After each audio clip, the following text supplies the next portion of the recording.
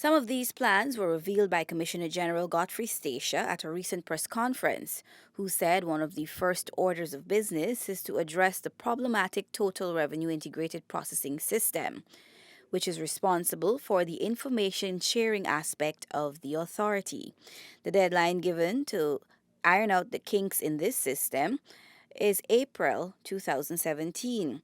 And for those businesses who would have had difficulties and complained of delays at the wharves, the GRA head says they have decided to remove the customs modules from the trips and use highly recommended software Asakuda to alleviate some of the sufferings and lengthy period of time at the wharves. However, the breakdown of information sharing continues to be a bugbear for the GRA, which at the heart of its design was meant to be the body which all revenue and taxation agencies lead back to. If you miss the persons at VAT, you miss them at customs, you miss them at license, you ought to find them at the last step of the way.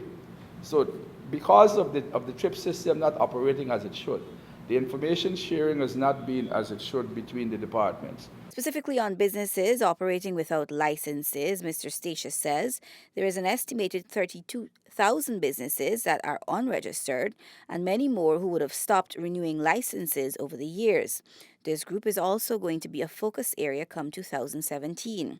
What the GRA will be doing is issuing provisional registrations. For instance, if I ask the LRO about a business, he would tell me that, sorry, they haven't taken out a license since 2012 or 2013. We ought to be able to flag anyone who have not taken out a license, demand that they come in and pay. Coupled with that, we have close to 32,000 businesses that are non-registered, that are actively out there, that are non-registered, and simply because there is the archaic way that for you to register a business, you need certain other institutions to go in and vet them and say that they ought to be registered. For professionals who may have avoided or evaded the tax net, the GRA head says they can expect a different approach in 2017. According to Stacia, it is not rocket science to get these persons to pay their rightful share of taxes, but there was a lack of resources and will.